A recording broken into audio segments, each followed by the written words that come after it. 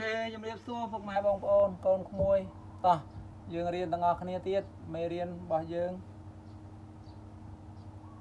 រៀនទ្រឹស្ដីច្រើនគួរសមដែរហើយតែយើងអត់បានយកមកអនុវត្តឥឡូវយើងមានឱកាសចូលផ្សារហើយដោយសារតែចូលតាមរូបមន្តរបស់យើងហើយអញ្ចឹងយើងមើលកុំព្យូទ័រទាំងអស់គ្នានេះនេះគឺជា pattern ដែលយើងបានគូនឹងហើយនេះចន្លោះកន្លែងហ្នឹងគឺជា gap ដែលដាច់ទីផ្សារកាលបុកបាយខ្លាំងពេកកាលពីថ្ងៃសុក្រហើយបើកផ្សារថ្ងៃច័ន្ទហ្នឹងហើយនេះគឺជា zone របស់ gap ដែលដាច់ចន្លោះទីផ្សារយើងដូរដាក់ពណ៌ខ្មៅឲ្យយើងងាយមើលមក Q ដូចគ្នាពេកហើយនេះគឺជា zone entry zone នៅពេលហ្នឹងទីផ្សារក្រោយពីបានហក់ឡើងហើយនឹង retest មករក order block ឬក៏ supply 4 ម៉ោងរបស់យើងវិញហើយឥឡូវយើងមកដល់ zone របស់យើងរកមើលសញ្ញា reversal ណាមួយដូចជា pin bar ខ្ញុំធ្វើ lab ទេហ្នឹងហើយបងប្អូនហើយនេះម៉ោងខ្ញុំធ្វើ lab ទេបងប្អូនហ្នឹងហើយម៉ោងយើងហ្នឹងម៉ោង10ហើយនេះគឺ zone entry ហើយយើងមើល1ម៉ោងហ្នឹងហើយទីផ្សារមុននឹងឡើងទៅយើងវិភាគថ្ងៃសុក្រទីផ្សារបុកឡើងបន្តិចហើយបាន retest មកវិញមកដល់ supply ឬក៏ order block ចូល zone របស់យើងហ្នឹងគឺយើងរកឱកាសបាយឥឡូវយើងមានឱកាសហើយតែក៏អត់ទាន់ចូលភ្លាមដែរនេះវាស្ថិតនៅក្នុង daily zone របស់យើងដដែលទេវាអត់ទាន់ចេញទេទោះបីជាអតិពលនៃអស្ថិរភាពលើពិភពលោកក៏ដោយអញ្ចឹងវាអត់ទាន់ចេញពី order block ឬក៏ supply zone daily របស់យើងនៅឡើយទេនេះគឺកម្លាំងអតីតកាលរបស់វាដែលបាយខ្លាំងហើយក៏អស់កម្លាំងបាយត្រឹមអតីតកាលហ្នឹងឥឡូវហ្នឹងខ្ញុំនេះព្រោះកុំឲ្យវីដេអូនឹងយូរពេកឥឡូវដល់ម៉ោងមិន10កន្លះហើយខ្ញុំជឿថតរហូតអញ្ចឹងនេះយើងមើលម៉ោងមិន10កន្លះហើយឥឡូវយើងចូល MT5 ហើយយើងមើល time frame 30នាទីមើលចប់នៅតំបាន28យើងចាំមើល2នាទីទៀត2នាទីទៀតយើងចប់យើងវាស់ហ្នឹងហើយយើងវាស់ SL និងវាស់ Table យើងមើលកំណត់ឲ្យហើយយើងកណនី risk management របស់យើងហ្នឹងហើយនេះកម្លាំងស្ទុះគឺស្ទុះខ្លាំងណាស់មានឥឡូវកាចពេកកាចមែនតើឥឡូវនេះរហូតដល់$33នោះយើងមើលក្នុង time frame 1ម៉ោងអញ្ចឹងគឺមានកម្លាំងឆក់ខ្លាំងណាស់2026នេះមិនឆក់តិចដូចមុនទេហើយ SL យើងគឺយើងត្រូវដាក់ក្រោមweek មកបើសិនជាមើលចប់កន្លះម៉ោងនៅសល់1នាទីទៀតហ្នឹងហើយ1នាទីចប់ហើយអាចនឹងបង្កើតជាសញ្ញាណ bullish pin bar ហើយអញ្ចឹងនេះយើងដាក់ពីក្រោម week ហ្នឹងប៉ុន្តែយើងត្រូវបូកនឹង ATR ផងអូកម្លាំងឆក់ហ្នឹងច្រើនពេកអញ្ចឹងធ្វើឲ្យ stop loss យើងហ្នឹងគឺចំណាយថ្លៃមែនតើតែបើយើងមិនបូក ATR ទេគឺវាគ្រោះថ្នាក់ជាមួយនឹង SMC អញ្ចឹងយើងត្រូវតែបូក ATR ដើម្បីការពារ SMC ឆក់លូកទៅ CSL របស់យើងហើយយើងចូលបន្ថយទេចូលដល់ 0.01 ស្មើនឹង$1ទេហើយយើងគណនាទៅនេះគឺ SL យើងនៅ5207មួយអោននោះគឺ2207អញ្ចឹង SL យើងត្រូវដាក់5207វីដេអូនេះខ្ញុំថតទុកហើយខ្ញុំនឹងថតវីដេអូបន្ថែមទេអញ្ចឹងព្រោះខ្ញុំថតទុកពីយប់មិញខ្ញុំធ្វើវីដេអូថ្ងៃហ្នឹងពេលថ្ងៃហ្នឹងខ្ញុំធ្វើ lab បន្តិចទៅដោយសារយូរពេកថតរាប់ម៉ោងនោះឥឡូវម៉ោងប៉ុន្មានហើយគឺម៉ោង 11:00 PM នោះថ្ងៃ2 ខែ 3ហ្នឹងកំពុងហូលយើងកំពុងតែជាប់ហូលហ្នឹងហើយនិយាយទៅតាម trade មេរៀនរបស់យើងគឺ trade អត់ឲ្យឆ្លងថ្ងៃទេទោះបីជាការវិភាគយើងដឹងថាមានស្ថានភាពភូមិសាស្ត្រនយោបាយអត់សូវល្អអាចនឹងធ្វើឲ្យមាសហក់ឡើងអីក៏ដោយហ្នឹងហើយធ្វើម៉េចថាម៉ោង4យើងចេញពីផ្សារនេះគាត់ជាគំនិតខ្ញុំបាទទេបើសិនជាខុសឆ្គងអីព្រោះមេរៀនច្រើនអត់មានអីឲ្យជាក់លាក់ទេបងប្អូនរៀនគាត់ជាឯកសារយកបងប្អូនអាចយកប្រើជាប្រយោជន៍ឬមួយក៏អីចឹងនេះគេលួចចឹងឯណាបងប្អូនហ្នឹងហើយកូនក្មួយអីហ្នឹងលោកគាត់ចង់រៀនស្វែងយល់ពីវិស័យទីផ្សារឥឡូវយើងមើល time frame 1ម៉ោងហ្នឹងហើយខ្ញុំដាក់ Table ដោយសារ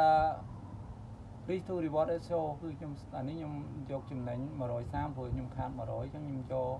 1 លើ 1.3 អញ្ចឹងនេះខ្ញុំចូលតែ 0.01 ទេយើងមើលនេះ time frame 30 នាទីវាមានសញ្ញា bullish មួយប៉ុន្តែទើបតែមានមួយអញ្ចឹងខ្ញុំអត់ទាន់ហ៊ានចូលច្រើនទេនៅក្នុង balance របស់ខ្ញុំ 30000 ជិត 40000 ខ្ញុំត្រូវចូលក៏$3ដែរមួយ trade តែដោយសារតែអត់ទាន់ច្បាស់មានសញ្ញាណវាមិនទាន់ច្បាស់ហើយកុំឲ្យ5គីឡូអត់បានចូលវាបាត់បង់ឱកាសមាសពងស្ថានភាពសេដ្ឋកិច្ចអត់ស្រួលចេះសេដ្ឋកិច្ចភូមិសាស្ត្រនយោបាយក្តៅចេះគីឡូហក់ឡើងវឹងទៅយើងចូលកុំឲ្យស្ដាយក្រោយអញ្ចឹងណាយើងចូល 0.01 សិនទៅព្រោះវាមានសញ្ញាខ្លះហើយតែមិនទាន់ strong ខ្លាំងហ្នឹងហើយខ្ញុំtime lapse វីដេអូហ្នឹងឲ្យរៀងញាប់ទេហ្នឹងហើយបងប្អូនបើពិបាកអីមើលអីក៏កុំខាន់តែហ្នឹងហើយនេះយើងជាប់ហូលហើយយើងកំពុងតែជាប់ហូលវាអត់ទាន់ឲ្យយើងចំណេញទេចាំមើលការវិភាគរបស់យើងតើត្រឹមត្រូវឬមួយក៏យ៉ាងណាចាំមើលព្រោះស្ថានភាព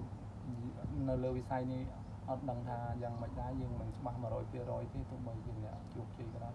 ឡូវយើងមើលតាម frame 1នាទីយើងរកឃើញ sideways accumulation zone ហើយឲ្យមិនបំបាយទៅលើទេតែបំបាយចុះមកក្រោមវិញ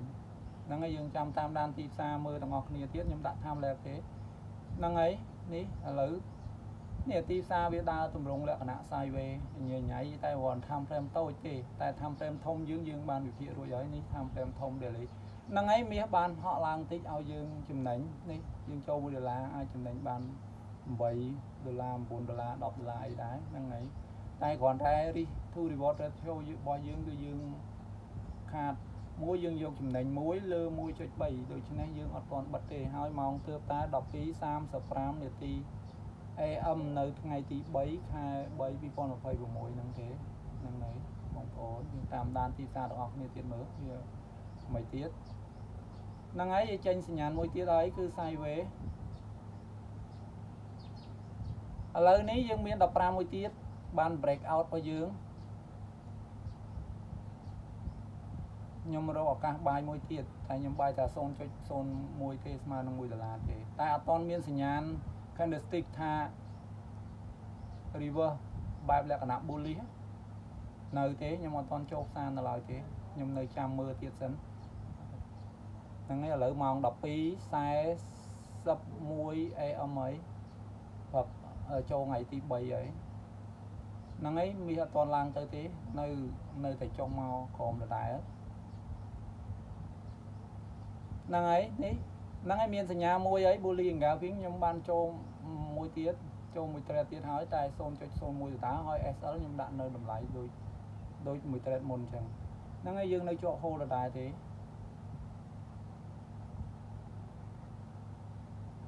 ហ្នឹងហើយយើងនៅកំពុងតែជាប់ hold ម៉ោងប៉ុន្មានហើយម៉ោង 12:54 នាទីព្រឹកហើយជិតម៉ោង1ហើយអត់ទាន់ឲ្យយើងចំណេញទេយើងនៅជាប់ hold ហើយហ្នឹងហើយម៉ោង 12:58 ហើយ AM ហ្នឹងហើយមានរៀងកម្រើករៀងមានតម្លៃរៀងហក់ឡើងលើបន្តិចមកហើយហ្នឹងហើយខ្ញុំបិទដោយសារវាយូរពេកឥឡូវចូលដល់ម៉ោង 1:54 ហើយម៉ោង 7:02 ហើយនេះគឺមិញយូរកុំឲ្យយូរពេកហ្នឹងហើយឥឡូវម៉ោង 7:02 ហើយម៉ោង 1:54 AM នេះថ្ងៃ3នេះឲ្យយើងចំណេញហើយមាសចាប់ដើមឡើងហើយឲ្យយើងចំណេញហើយហ្នឹងហើយមិញវាជាប់ដោយសារខ្ញុំដោត iPhone ទៅវាលោតអាកម្មវិធី ហ្នឹងហើយមាសឲ្យយើងចំណេញតែទាំងពីរ trade ហ្នឹងបាន$40ដែរហ្នឹងហើយតែខ្ញុំអត់ទាន់បិទទេឥឡូវធ្លាក់មកវិញហើយខ្ញុំដាក់ time lapse ឲ្យញាប់ព្រោះវីដេអូខ្ញុំថតយូររាប់ម៉ោងថតទុកចោលអញ្ចឹងហ្នឹងហើយឲ្យយើងចំណេញបាន$50អីដែរពី trade ហ្នឹងតែឥឡូវម៉ោងតែប៉ុន្មានម៉ោងជិត3ហើយម៉ោង 2:48 49ហើយម៉ោង 2:50 ហើយហ្នឹងហើយឥឡូវម៉ោង 3 ហើយខ្ញុំ close ចោលហើយព្រោះខ្ញុំអត់ទុកឲ្យឆ្លងថ្ងៃហ្នឹងហើយវីដេអូមិញខ្ញុំ time frame លឿនពេកហ្នឹងហើយបងប្អូនមើលអត់ទាន់អីក៏សូមខន្តីអភ័យទោសណា